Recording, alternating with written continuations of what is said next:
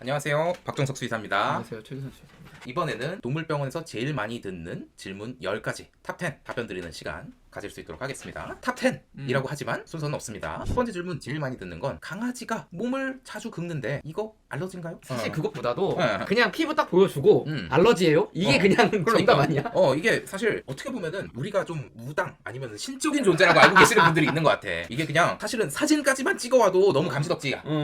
우리가 도대체 어떤 거를 보고 긁는다라고 하는 행위가 알러지인지 아닌지 도대체 원인이 뭔지를 파악하는지 우리의 사고 회로를 한번 알려드릴게요. 일단 첫 번째로 강아지가 딱 병원에 들어오고 긁는다라고 하면은 어디를 긁는지 피부 어디가 안 좋은지 그러니까 얘 부위를 봐야 돼. 그러니까 긁는다라고 하는 게 다 똑같은 부분을 긁는 게 아니거든요. 얼굴, 귀, 입 쪽 이런 데를 많이 긁을 수도 있고 겨드랑이일 수도 있고 항문일 수도 있고 발을 많이 핥는 걸 수도 있어요. 다발성으로 이제 다 나타나는 걸 수도 있고 한 군데만 간지러워하는 걸 수도 있거든. 만약에 한 군데 예를 들면은 발만 핥아요. 다른 데는 아무 데도 안 간지러워요. 그러면은 사실 요거 알러지일 확률이 높을까요? 예를 들면 식이 알러지, 먹는 거에 대한 알러지다라고 해볼게요. 뭔가 내가 닭 알러지가 있는 사람이어서 닭을 먹었어. 그러면은 간지러워야 될 거 아니야. 발만 간지러워.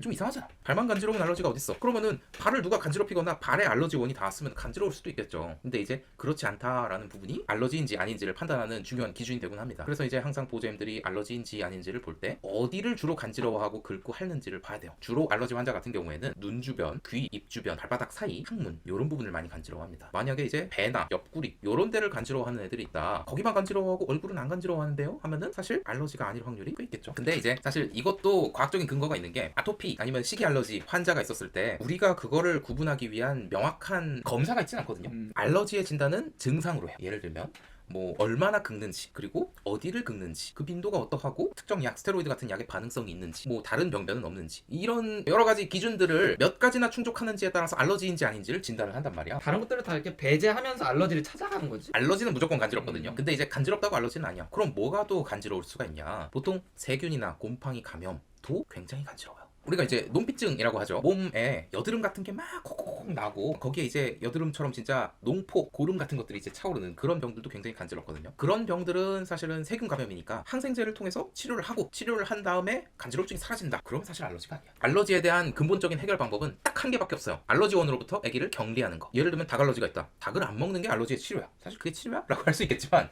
근본적인 치료 방법은 그거밖에 없거든요. 그러면은 다른 약 주고 그러는 건 뭐냐? 그거는 알러지를 관리하는 거라고 생각해요. 저는 개인적으로 스테로이드도 그렇고 아포큐엘 같은 약도 그렇고 사이토포인트 같은 주사도 그렇고 근본적으로 그 약을 먹는다 아니면은 주사를 맞는다고 해서 알러지가 영영 사라지는 게 아니에요. 알러지는 그대로 있는데 간지러움증을 느끼지 못하게 염증을 가라앉히고 이런 작용을 하는 게 알러지에 대한 치료약이거든요. 치료보다는 관리의 성격이 강하기 때문에 알러지 같은 경우에는 일단 병원에 한번 가서 상담을 받아보시는 게 좋을 수도 있다. 그리고 세균이나 곰팡이 감염이 있다라고 하면은 그런 부분을 해결한 다음에 계속 간지러워하는지를 봤으면 좋겠습니다. 병원에 가서 긁는 원인이 무엇인지를 먼저 차분히 살펴봐야 돼요. 이건 진짜 차분히 살펴봐야 돼. 바로 보자마자 알 수가 없어요. 세균 감염이나 곰팡이 감염일 수 있으니까 병변의 형태를 보고 세균 감염이면 항생제, 곰팡이 감염이면은 뭐 항진균제 같은 거를 처방을 받은 다음에 그거에 대해서 치료를 다 하고 나서 긁는 게 사라졌어. 사실 그럼 알러지가 아니야. 두 번째로 많이 듣는 질문. 강아지가 기침을 하는데 기관지 협착인가요? 에 대한 질문. 생각보다 많이 합니다. 기관지 협착이라고 하는 단어가 워낙에 이제 마케팅적으로 많이 사용돼서 그런지 모르겠는데 굉장히 많이들 알고 계세요. 아니 괜히 차라리 기침을 하면 심장병이에요라고 물어보면 오히려 그게 더 합리적일 것 같은데? 빈도수로만 따지면? 사실은 이제 국내 소형견, 뭐 말티즈 이런 애들에서는 기관지 협착보다도 오히려 심장병이 더 많다라는 생각도 들기는 해요. 그리고 나는 애당초 제일 마음에 안 드는 게 기관지 협착이라는 단어 자체가 좀 마음에 안 들어. 기관지라고 하는 거는 우리 여기 큰 거 이거 기관을 지나서 폐로 들어가기 직전의 통로 부분을 말을 하는 거거든요. 그쪽이 좁아지는 질환은 많이 없어요. 우리가 실제로 좁아지는 부분은 여기 이거는 기관이야. 그래서 기관 협착 또는 기관 허탈이라고 부르는 게 맞습니다. 그 질환이 있는 경우에는 숨을 쉴 때 여기가 눌리거나 좁아져가지고 하는 기침을 되게 많이 하게 돼. 그런 기침 같은 경우에는 기관 협착이 기침의 원인일 수 있는데 기침을 한다고 해서 기관지 협착이냐? 그거는 아니지. 특히나 이제 이 질문을 제일 많이 하시는 분들이 포메라니안, 말티즈, 말티푸 이런 애들을 새로 데려와서 키우신 지 얼마 안 되신 분들. 얘네들이 어디서 기관지가 안 좋다라는 얘기를 굉장히 많이 들으셨나 봐. 우리 아이 기관지 협착이 걱정돼서 아니면은 기관지 협착이 있어가지고 특정 영양제를 먹어요. 뭐 약을 먹어요. 아니면 약을 주세요. 하시는 분들이 있어요. 근데 어린 나이에 흔히 있는 병이 아니다. 기관 허탈이라고 하는 병은. 그러면은 도대체 우리 아이가 기침을 왜 하는 거냐? 그거는 기침의 양상에 따라서 다르지. 근데 너무 많아 그러면 잘 모르겠는데요. 대답이야. 맞지. 아니 기침을 하는데 원인은 뭔가요? 뭐 이거 검사해보고 저거 검사해보고 이거 약 먹어본 다음에 이게 아니면 이거고 이런 얘기를 하면은 아니 그런 건 안 궁금하고 기침의 원인이 뭐예요? 기침 해결을 해줘요. 근데 그래서 검사를 해야 됩니다 하면은 뭐라 그래? 이게 과잉 진료하는구만. 사실은 명확한 진료를 하기 위함이에요. 그러면은 도대체 어떤 병들이 이제 기침을 할 수 있는가? 젊은 애들, 건강한 애들에서 기침의 가장 흔한 원인은 저는 기관지염인 것 같습니다. 세균, 바이러스로 인해서 감기 걸려가지고 칵칵칵 기침하는 경우가 제일 많아요. 근데 이제 그거 이외에도 있을 수 있는 기침의 원인들, 이 코부터 시작해서 폐까지 가는 길에 있는 모든 병이 다 기침을 일으킬 수 있어요.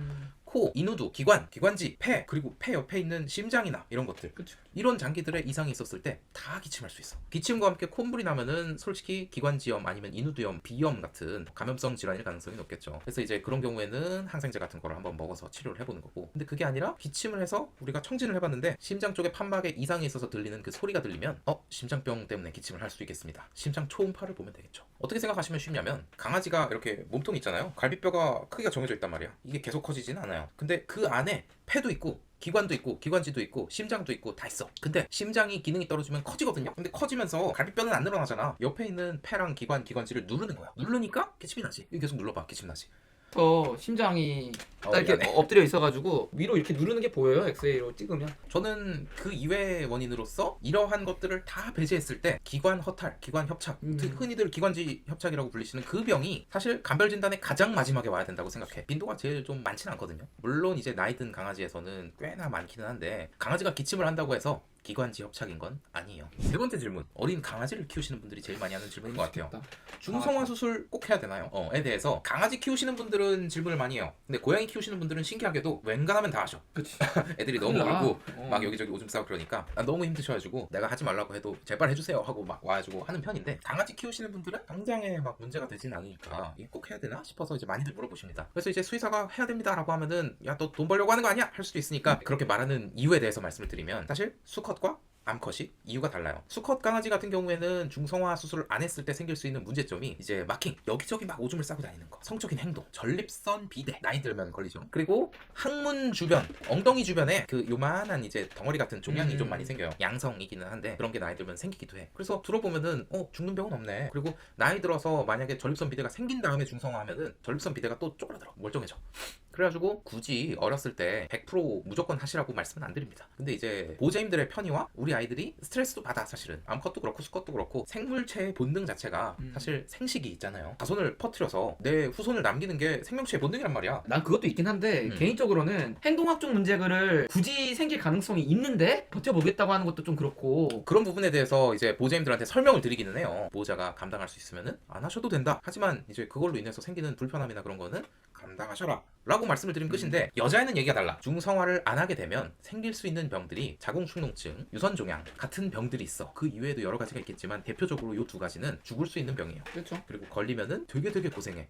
나이 들어서 걸리면 어렸을 때 중성화 할 걸 이라는 말이 꼭 나와. 진료 보다 보면 자궁축농증 환자, 유선종양 환자들이 큰 돈 쓰는 것도 큰 돈 쓰는 거지만 애들이 너무 아파하고 나이가 막 15살 돼가지고 자궁축농증 생기면 진짜 목숨이 경각에 달린 일이란 말이에요. 맞아. 그리고 만약에 그 수술이 정말 잘 되면 다행인데 수술이 잘 안 되거나 수술을 할 수 없는 상황인 경우가 있어. 엄청 후회를 하세요. 내가 그때 어렸을 때 중성화를 해줬더라면 다르지 않았을까? 우리 아이가 몇 년 더 살 수 있지 않았을까? 이런 병을 가지지 않지 않았을까? 뭐 돈을 아낄 수 있지 않았을까? 그러면은 남자아이는 중성화 수술 나이 들어서 해도 괜찮다면서요. 여자애도 그런 거 아니야? 라고 할 수 있는데 여자애들은 생리를 2번 이상 한 다음에 중성화 수술을 하시게 되면은 큰 디메리트가 있어요. 나중에 이제 중성화를 늦게라도 했으니까 유선종양이 안 생기지 않을까요? 하시는데 생리를 2번 이상 한 다음에 중성화 수술을 하시게 되면 한 아이나 안 한 아이나 유선종양 발생 확률이 똑같습니다. 어차피 할 거면은 사실 첫 번째 생리 이전에 좀 어렸을 때 하셔라 라는 게 저의 추천이기는 해요. 자궁축농증도 예방할 수 있고 그리고 이제 유선종양도 예방할 수 있고 그리고 뭐 생리도 안 할 수 있고 뭐 생리하면서 생기는 여러 가지 문제들이 있기 때문에 암컷 강아지는 저는 중성화를 조금 더 권장드리는 편입니다. 중성화 같은 경우에는 저는 6개월에서 7개월 정도 사이를 가장 권장드리는 편입니다. 이제 아이들마다 달라요. 근데 시기는 수의사가 주치의가 보면서 판단해야 돼. 이빨 나는 거랑 이제 몸무게랑 애기 몸 상태랑 종합적으로 판단했을 때 이때쯤 합시다 해가지고 이제 하는 거지.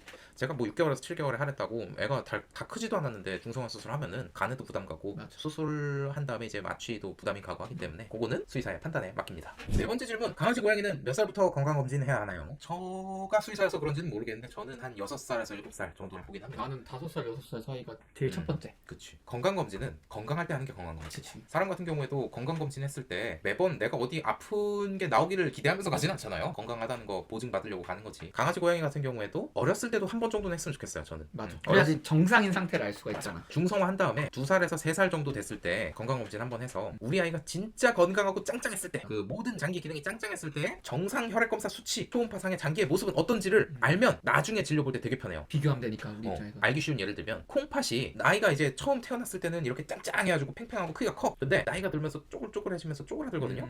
근데 이제 나이가 들었을 때 콩팥의 기능을 알려면은 할 수 있는 검사가 피검사랑 복부 초음파를 통해서 신장의 모양을 보는 거. 2가지 방법밖에 없거든요. 근데 피검사는 콩팥이 충분히 안 좋아진 다음에야 알 수가 있어. 콩팥 기능이 한 50에서 60% 정도는 파괴가 돼야지 혈액검사상에서 수치에 이상이 나타나거든요. 그 정도로 파괴되면 이미 환자잖아. 그치. 사실 그 전에 알고 싶단 말이야. 그럼 뭘로 하냐? 사실 생긴 거 보고 하는 거야. 초음파로 봤었을 때 얼마나 이쁘게 생겼나, 얼마나 탱글탱글한가, 얼마나 큰가를 보는데 이게 건강했을 때의 사이즈와 모양, 나이 한 6, 7살 들었을 때의 모양을 비교하면 어떤 차이가 있고 얼마나 안 좋아졌구나 라는 거를 우리가 알 수가 있는데 건강했을 때 그 모양을 모르면은 사실 판단할 수가 없어요. 건강검진은 그래서 저는 한 6살에서 7살, 우리 최규선 수의사님은 5살에서 6살 정도를 권장드리는 것 같습니다. 아 이거 빡세다 이거.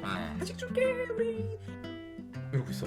우리 아이한테 미안해 그러실 필요 없고요. 신장안에 벌레가 살아. 얼마나 끔찍해.